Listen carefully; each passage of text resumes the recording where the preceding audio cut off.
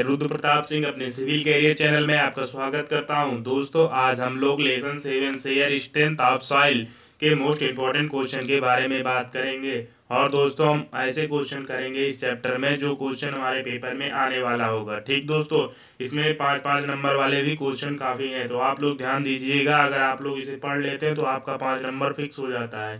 तो दोस्तों, आप लोग ऐसे क्वेश्चन जरूर पढ़ें जैसे क्वेश्चन बताया जा रहा है, क्योंकि पेपर बहुत नज़दीक आ चुका है।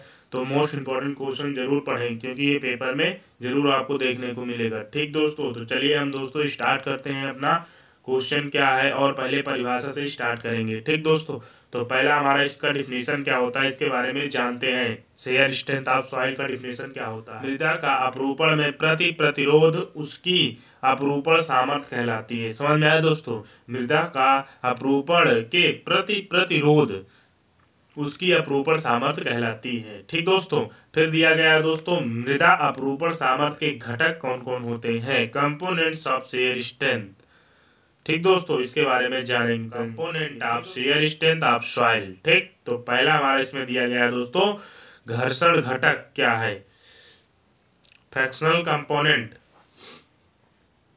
इसमें दिया गया है दोस्तों, मृदा कणों को आपस में क्या करते हैं दोस्तों, गूंथते रहने एवं आपस में घर्षण के कारण ये घर्षण घटक शुरू होता है, फ्रिक्शनल कंपोनेंट। ठीक दोस्तों, फिर हम देखेंगे घटक क्या होता है। कोहेजन कंपोनेंट किसे कहते हैं।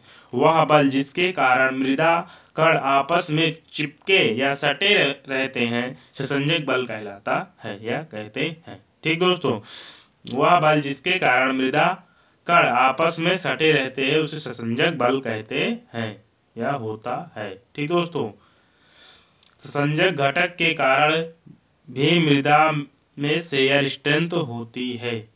ठीक दोस्तों, इसमें दिया गया है संसंजक घटक के कारण मृदा में शेयर स्ट्रेंथ होती है। अब हम लोग दोस्तों जानेंगे सिविल इंजीनियरिंग में अपरूपण सामर्थ्य का उपयोग कहाँ किया जाता है, क्यों किया जाता है। ठीक दोस्तों, पहला हो गया दोस्तों, मृदा के धारण क्षमता बेयरिंग कैपेसिटी प्राप्त करने में किया जाता है अपरूपण सामर्थ्य का प्रयोग। ठीक दोस्तों, फिर हमारा आता है नींव के अभिकल्पन में किया जाता है। ठीक, फिर हमारा आएगा दोस्तों, मृदा के बांधों, डैम्स एवं तटबंधों के अभिकल्पन में करते हैं। 4 नंबर में दोस्तों हमारा दिया गया है प्रतिधारक दीवारों, मतलब रिटेनिंग वॉल, प्रतिधारक दीवारों रिटेनिंग वॉलों के अभिकल्पन में किया जाता है। दोस्तों, विश्राम कोण एंगल ऑफ रिपोज क्या है।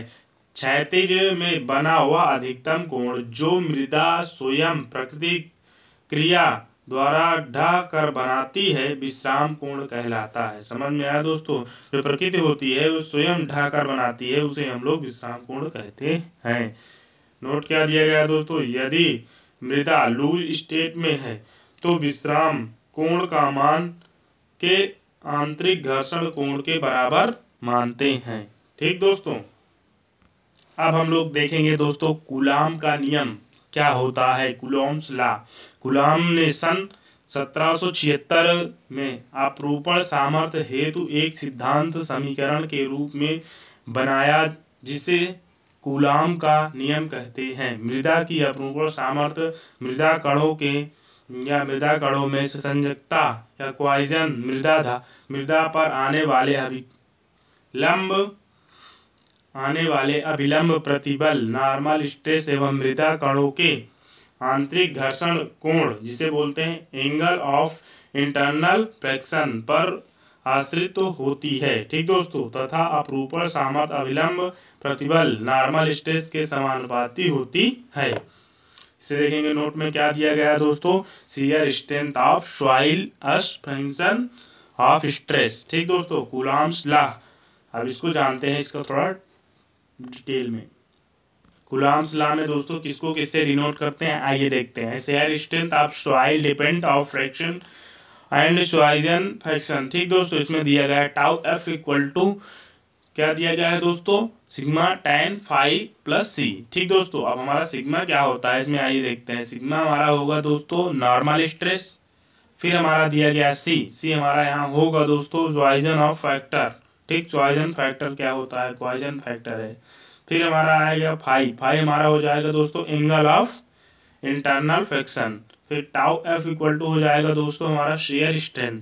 फिर हमारा दोस्तों दिया गया है फ्रिक्शन फोर्स क्या होता है, एफ, एफ इक्वल टू हो जाएगा ईटा एन। ठीक दोस्तों, फिर हम लोग देखेंगे दोस्तों शेयर स्ट्रेंथ किसे कहते हैं। शेयर स्ट्रेंथ में फार्मूला क्या है, F upon A equal to mu N upon A. ठीक दोस्तों, फिर हमारा दिया है tau F equal to mu phi mu sigma N.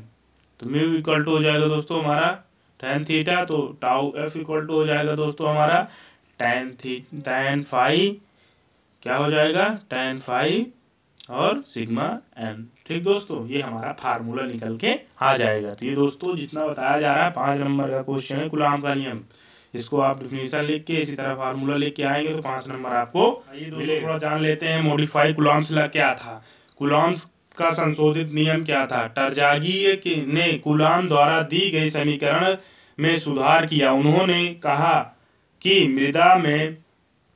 मृदा की मैक्सिमम शेयर स्ट्रेंथ मृदा पर पड़ने वाले इफेक्टिव स्ट्रेस पर निर्भर करती है, ना कि टोटल स्ट्रेस पर। ठीक दोस्तों, ये इन्होंने बताया टरजागी ने। ठीक, इसे tau F equal to c dash plus sigma minus tan phi.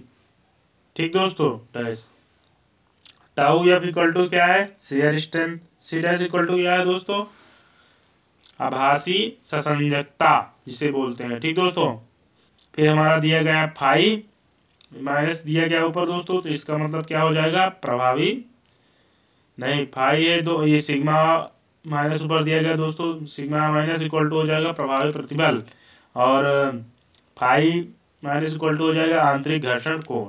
ठीक दोस्तों, ये हमारा मॉडिफाई कूलॉम्स लॉ। तो आपको क्वेश्चन पेपर में जरूर से जरूर देखने को मिलेगा, क्योंकि दोस्तों ये क्वेश्चन अधिक से अधिक पेपर में पूछा जाता है। तो आप लोग इसे तैयार कर लीजिएगा दोस्तों, ये 5 नंबर से कम नहीं आता है। ठीक दोस्तों, तो आपको ये क्वेश्चन जरूर से जरूर पढ़ के जाना है, आप लोग इसे मोस्ट इंपॉर्टेंट पे रख लीजिएगा। ठीक, तो आइए देखते हैं अपरूपण सामर्थ्य परीक्षण क्या होती है, शेयर स्ट्रेंथ टेस्ट किसे कहते हैं। अपवाह दशाओं, ठीक दोस्तों, अपवाह दशाओं के आधार पर अपरूपण सामर्थ्य निम्न दशाओं में ज्ञात की जाती है। किसमें किसमें ज्ञात की जाती है दोस्तों, उसको देखेंगे। ड्रेनेज कंडीशन क्या क्या होती हैं हमारी। पहला दिया गया है दोस्तों हमारा द्रुत परीक्षण, क्विक टेस्ट कैसे करते हैं। फिर हमारा दिया गया है दोस्तों संघनित द्रुत परीक्षण, कंसोलिडेशन क्विक टेस्ट क्या होता है। फिर हमारा दिया गया है संघनित धीमा परीक्षण किसे कहते हैं, कंसोलिडेशन स्लो टेस्ट किसे कहते हैं, इसके बारे में हम लोग जानेंगे। ठीक दोस्तों, तो पहले स्टार्ट करते हैं द्रुत परीक्षण क्या होता है, क्विक टेस्ट किसे कहते हैं। आइए देखते हैं दोस्तों हमारा क्विक टेस्ट क्या है। इस परीक्षण के समय जल को मृदा के रंध्रों से नहीं निकलने देते हैं। ठीक, नॉर्मल स्ट्रेस लगाने के तुरंत बाद ही मृदा की अपरूपण सामर्थ्य शेयर स्ट्रेंथ ज्ञात करते हैं। मृदा के संघनन कंसोलिडेशन के लिए ना तो नॉर्मल स्ट्रेस लगाने से पूर्व और ना बाद में ही समय देते हैं। ठीक दोस्तों, कहने का मतलब आपके समझ में आया दोस्तों। इसमें ये कह रहा है कि जब हम लोग इसका परीक्षण करते हैं तब क्या करते हैं, तो इसमें हम लोग समय जो लगता है, समय जल को मृदा के रंध्रों से नहीं निकलने देते। जो जल होता है उसमें मृदा के रंध्रों से नहीं निकलने देते हैं। नॉर्मल स्ट्रेस लगाने के तुरंत बाद, जब तुरंत बाद नॉर्मल स्ट्रेस लगाएंगे कि लगाने के बाद मृदा की अपरूपण सामर्थ्य जो है उसे ज्ञात करते हैं। मृदा के संघनन के लिए ना तो नॉर्मल स्ट्रेस लगाने से पूर्व करते हैं, ना तो नॉर्मल स्ट्रेस लगाने के बाद समय देते हैं, इसको समय नहीं देते हैं। ठीक, तो नोट इसमें दिया गया दोस्तों, द्रुत परीक्षण नींवों के नीचे की मृदाओं के लिए किया जाता है। क्विक टेस्ट परीक्षण इसलिए किया जाता है कि नींव जो हमारी बनेगी वो सॉइल कैसे है, वो मृदा कैसे है, उसको टेस्ट करने में किया जाता है। अब हम लोग देखेंगे दोस्तों संघनित द्रुत परीक्षण किसे कहते हैं, कंसोलिडेशन क्विक टेस्ट क्या होता है। अब हम लोग देखते हैं दोस्तों कंसोलिडेशन क्विक टेस्ट क्या है। इस प्रकार के परीक्षण में शेयर फोर्स लगाने से पूर्व नॉर्मल फोर्स के कारण मृदा के रंध्रों जल को निकलने देते हैं। इस प्रकार के फोर्स लगाने के बाद जल को निकलने देते हैं और उसको संघनित या कंसोलिडेशन होने देते हैं, परंतु अपरूपण बल लगाने के बाद मृदा किसी प्रकार भी जल को निकलने नहीं देते हैं। ठीक दोस्तों, नोट हमारा दिया गया। यह परीक्षण क्या होता है? साइलों के निर्माण पूर्व करते हैं। साइलों का अर्थ अनाज एकत्र करने वाले निर्माण। ठीक, अब दोस्तों हम लोग जानते हैं कि संघनित धीमा परीक्षण क्या होता है। कंसोलिडेशन स्लो टेस्ट क्या है? संघनित धीमा परीक्षण में मृदा प्रतिदर्श में अपरूपण बल एवं अभिलंब प्रतिबल दोनों को लगाते हैं। ठीक दोस्तों, एवं परीक्षण के दौरान जल को रंध्रों से निकलने देते हैं। जल की निष्कासिय हो जाने से रंध्रों में जल दाब समाप्त हो जाता है। इस परीक्षण को करने में समय बहुत लगता है, इसीलिए इसे संघनित धीमा परीक्षण कहा जाता है। ठीक दोस्तों, नोट हमारा दिया गया है। इस परीक्षण तटबंधों एवं अपवाह नालियां बनाने में क्या किया जाता है दोस्तों? इस परीक्षण तटबंधों एवं अपवाह नालियां बनाने में मृदाओं हेतु संपन्न किया जाता है। ठीक दोस्तों, आई होप दोस्तों मैं जितना पढ़ा रहा हूँ और आपको जितना बता रहा हूँ कि ये आपको समझ में आ रहा होगा। दोस्तों आप लोग इस क्वेश्चन को समझते चलिए और लिखते भी चलिए, क्योंकि दोस्तों ये आपको क्वेश्चन पेपर में जरूर से जरूर देखने को मिलेगा। ठीक दोस्तों, अरे दोस्तों अब हम लोग देखेंगे अपरूपण सामर्थ्य ज्ञात करने की विधि कौन कौन सी है और कौन सी विधि सबसे ज़्यादा पूछी जाती है पेपर में, कौन सी विधि सबसे अधिक आती है, इसके बारे में जानेंगे। हमारा पहला दिया गया दोस्तों सीधा अपरूपण परीक्षण। फिर दिया गया अपरिरुद्ध संपीड़न परीक्षण क्या होता है? अपरिरुद्ध संपीड़न परीक्षण क्या होता है? डायरेक्ट शेयर टेस्ट और एक होता है डायरेक्ट शेयर टेस्ट होता है, एक होता है दोस्तों अनकम्फाइंड कंप्रेशन टेस्ट क्या होता है, इसको जानेंगे दोस्तों। फिर हमारा दिया गया है टेयर एक्सेल टेस्ट क्या है, फिर हमारा दिया गया है वेन अपरूपण परीक्षण टेस्ट। तो अब दोस्तों इसमें इंपॉर्टेंट कौन सा है मैं बता रहा हूं दोस्तों। इसमें मोस्ट इंपॉर्टेंट क्वेश्चन और पेपर में अधिक से अधिक पूछे जाने वाला क्वेश्चन, तो पहला दिया गया दोस्तों सीधा अपरूपण परीक्षण, ये बहुत पूछा जाता है। फिर दूसरा दिया गया है दोस्तों अपरिरुद्ध संपीड़न परीक्षण, यही दोनों क्वेश्चन पूछे जाएंगे, या तो पहला पूछा जाएगा या तो दूसरा, और बाकी ये दोनों क्वेश्चन पेपर में आपको देखने को कहीं नहीं मिलेगा।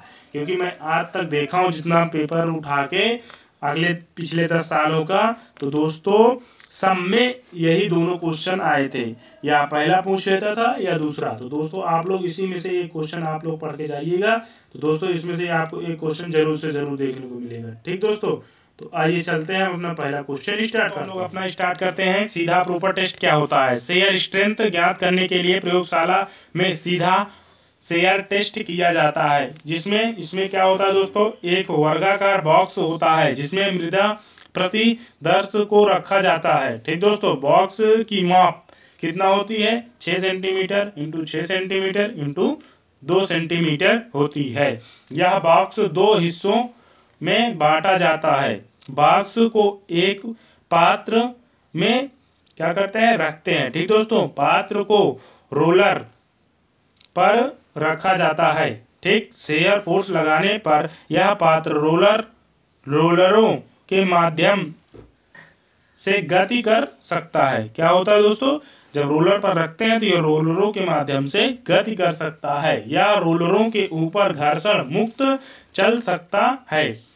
पात्र को चलने के लिए विद्युत मोटर की व्यवस्था होती है। विद्युत न होने पर स्थिति में हाथ से भी चलाया जा सकता है। पात्र को निश्चित दर से आगे बढ़ा सकते हैं, जिससे बॉक्स का निचला भाग में आ जाता है। चूंकि बॉक्स में मृदा प्रतिदर्श होता है, इसीलिए बॉक्स का ऊपरी भाग प्रतिरोध करता है। ठीक दोस्तों, इस बल का मान क्या होता है? प्रूविंग रिंग में डायल से नोट कर लिया जाता है। परीक्षण के प्रतिदर्श के ऊपर व नीचे रंध्रमय प्लेट भी रखे जाते हैं। दोस्तों इसका परीक्षण ऐसे किया जाता है जैसे मैंने आपको बताया। ये दोस्तों 5 नंबर का क्वेश्चन पेपर में पूछा जाएगा, तो आप लोग भी इसे अच्छे से पढ़ के जाइएगा और अच्छे से करके आइएगा। ठीक दोस्तों, चलिए दोस्तों अपना अगला क्वेश्चन देखते हैं जो बहुत इंपॉर्टेंट है, जो पेपर में अधिक पूछा जाता है, इससे भी अधिक पूछा जाएगा। हम लोग जानेंगे अपरिरुद्ध संपीड़न परीक्षण क्या होता है, अनकन्फाइंड कंप्रेशन टेस्ट किसे कहते हैं। अपरिरुद्ध संपीड़न परीक्षण त्रिअक्षी परीक्षण का संशोधित रूप है। इसमें त्रिअक्षी प्रतिबल लगाए जाते हैं और सेल दाब शून्य होता है। सेल दाब को प्रतिरुद्ध जिसे बोलते हैं कन्फाइंड प्रेशर कहते हैं। यह परीक्षण सुसंजक चॉइस मृदाओं के लिए होता है। इस परीक्षण से मृदा की संपीड़न सामर्थ्य ज्ञात की जा सकती है। इस परीक्षण हेतु मशीन होती है। ये मशीन विद्युत अथवा हस्तचलित हो सकती है। इस परीक्षण में बेलनाकार सैंपल बनाते हैं। ठीक दोस्तों, जिसकी ऊंचाई एवं व्यास का अनुपात 2:1 होता है। इस परीक्षण में बेलनाकार सैंपल बनाते हैं जिसकी ऊंचाई एवं अनुपात कितना होता है, 2:1 होता है। ठीक दोस्तों, इस परीक्षण में मिट्टी के बेलनाकार नमूने पर उच्च मुख प्रतिबल इतना लगाते हैं कि नमूना विफल हो जाए। इस उपकरण के नमूने पर लगाए जाने वाले प्रतिबल को ज्ञात करने के लिए प्रूविंग रिंग लगी रहती है। ठीक दोस्तों, प्रतिदर्श की ऊर्ध्वाधर लंबाई में कमी को डायल गेज से ज्ञात करते हैं। प्रतिदर्श की 20% लंबाई में कमी हो जाए, इसका अर्थ है कि परीक्षण प्रतिदर्श विफल हो गया है। नोट क्या दिया गया दोस्तों, यह परीक्षण केवल संतृप्त मृदाओं के लिए उचित है। इसमें फाई का मान 0 होता है। ये नोट दिया गया है दोस्तों कि यह परीक्षण केवल संतृप्त मृदाओं के लिए उचित होता है। इसमें फाई का मान 0 होता है। आई होप दोस्तों कि मैंने जितना क्वेश्चन आपको बताया ये आपको समझ में आया होगा, क्योंकि दोस्तों ये जितना क्वेश्चन है ये 5 नंबर से कम नहीं आने वाला है। तो दोस्तों आप लोग इसे अच्छे से पढ़ के जाइएगा और अच्छा नंबर गेन करिएगा। मैं यही आशा करता हूं कि दोस्तों आपको पूरा क्वेश्चन समझ में आया है और आप लोग इसे लिखिए, याद करिए, फिर पेपर देने जाइए। जितना क्वेश्चन बता रहा हूँ दोस्तों ये क्वेश्चन मोस्ट इंपॉर्टेंट क्वेश्चन है। ये पेपर में जरूर से जरूर आपको देखने को मिलेंगे। इसमें से कुछ नहीं तो दोस्तों आपको 70% जितना मोस्ट इम्पोर्टेंट बताऊंगा उसमें से क्वेश्चन आपको पेपर में देखने को मिलेंगे। और ये 5 नंबर वाला क्वेश्चन था दोस्तों जो अभी भी तुरंत मैंने कराया। ठीक, तो दोस्तों मैंने यहाँ तक पूरा क्वेश्चन बताया और आप लोगों ने अच्छे से समझा होगा, मैं ये आशा करता हूँ। ठीक दोस्तों, तो आप लोगों ने दोस्तों मेरी यहाँ तक वीडियो देखी उसके लिए बहुत बहुत धन्यवाद दोस्तों। आप मेरे सिविल कैरियर चैनल को लाइक करें, शेयर करें और सब्सक्राइब करें। धन्यवाद दोस्तों।